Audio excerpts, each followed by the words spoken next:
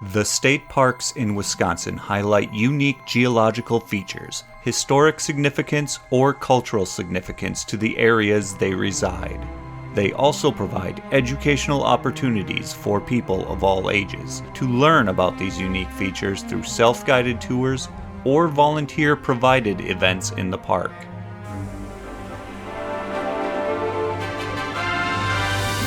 Today, we are visiting Hartman Creek State Park in Waupaca County. The major geological features of the park are the lands shaped by glaciers and the chain of lakes. The location also hails historic value with the Hellestad House being featured near Allen Lake. Welcome to the Wisconsin State Parks.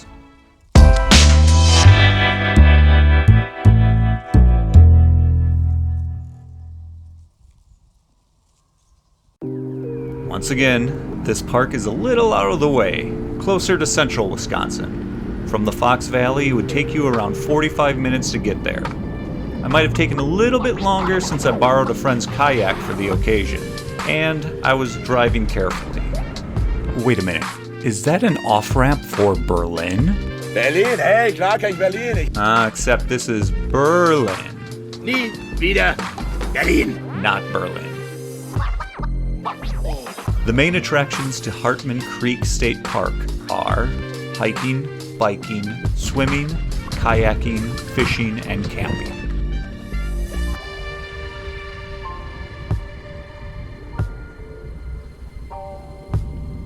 After entering the park, you can take a right to Allen Lake, the Deer Path Trail, and the Hellestad House.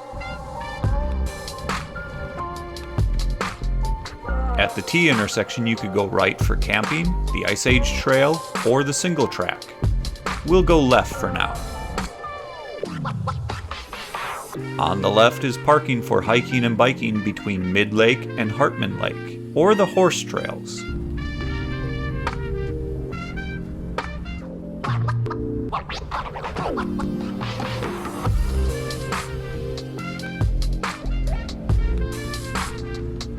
Finally is the parking for Hartman Lake and the surrounding trails. This is likely the most active part of the park since it has a lot of options for visitors.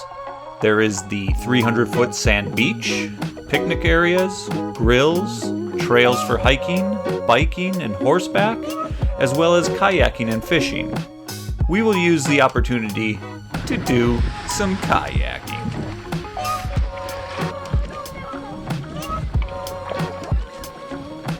There are no motorized vehicles on the lakes in the park to help you have a peaceful paddle.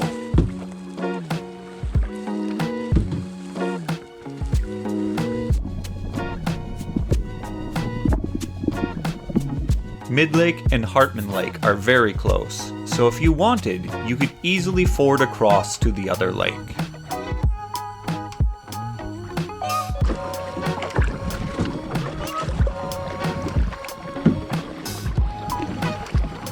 Within the park, there are 7 lakes, with an 8th lake connected outside the park border. All 7 lakes allow for canoeing and kayaking. The connected lake outside the park also allows motorized vehicles, but in a no-wake capacity. Next, we will double back and check out what's available at the previous parking area. Here, we find access to numerous trails, some picnic areas, bathroom facilities, and the amphitheater. If we continue on, we'll join the Dike hiking trail between Mid-Lake and Hartman Lake. Hiking this trail around the lake will be just over 1 mile, so nothing too strenuous. Let's continue back further, past the park's main intersection. Almost immediately after passing the intersection, the road to the campsite will be on the right. A little further on is the area to park for the playfield, hiking, biking, or specifically access to the Singletrack. Further on is another parking area that will connect you to the Oak Ridge Trail system, as well as access to the group campground. We'll jump off at the playfield because I want to check out the Singletrack. There are 3 tracks back here, each for people of varying skill or desired thrill. To use these trails, a cyclist will need to purchase a state trail pass. Your access to the park does not include access to these trails. A large sign post shows a map of the trails and the rules. But then, it's all squiggly trails for bikers to follow.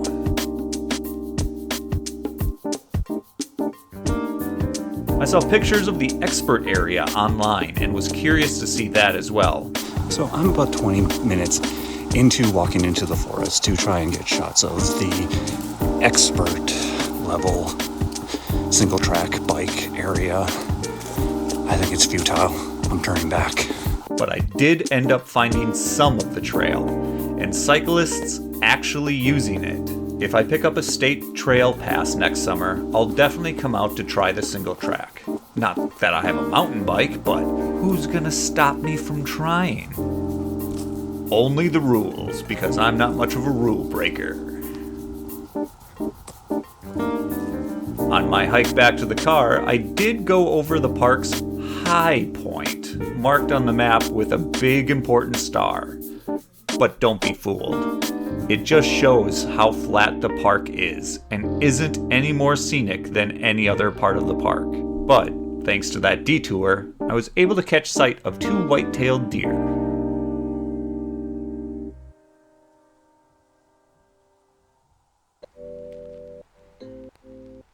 Back in the car, let's turn towards the entrance of the park to visit the first option, Allen Lake and the historic Hellestad House. The Hellestad House wasn't originally built on this spot, but it was restored here.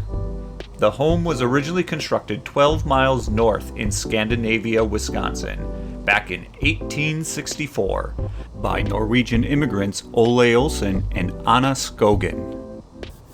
Mr. Olsen changed his surname to Hellestad after emigrating. The structure is a 15 by 26 foot cabin that continued to be the home of generations of Hellestads until it was sold in 1958. Then, in the 90s, it was purchased and donated to the park for restoration and historical preservation. Onward from the Hellestad House is Allen Lake, a quieter lake for camping, picnicking, hiking, fishing, and kayaking. To the side is a creek and a long concrete area that is part of an old fish raceway where 20,000 hybrid tiger muskies were tested if food pellets could replace minnows. It was an old fish experiment in 1976, which maybe led to the 2019 fish conspiracy. Dun, dun, dun! Check out my up north video for the reference. Today, there are less fish and more kids having a good time. As for the lake, I had the pleasure of being solo on the whole thing, kayaking in peace. The lake bottom, sometimes deep, sometimes shallow, was consistently amazing. I saw an old turtle hanging out, and I did my best not to disturb it as I tried to get it on camera. Hopefully, I didn't cause him any distress. Later, I followed a decent-sized fish through the intricate plant life and rocks on the bottom of the lake. Allen Lake was a delight to paddle. One of the most interesting lakes I've been on, and super clear so I could see it all.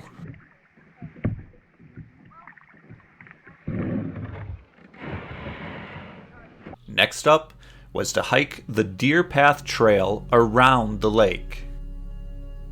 The lake was such a good experience paddling, I was excited to experience the hike around it. And the trail started me off with some good old nature on nature action. So, look away if you don't care to see an animal being munched on. So, cool, I thought, a snake. I'll get a quick shot of it before I continue on.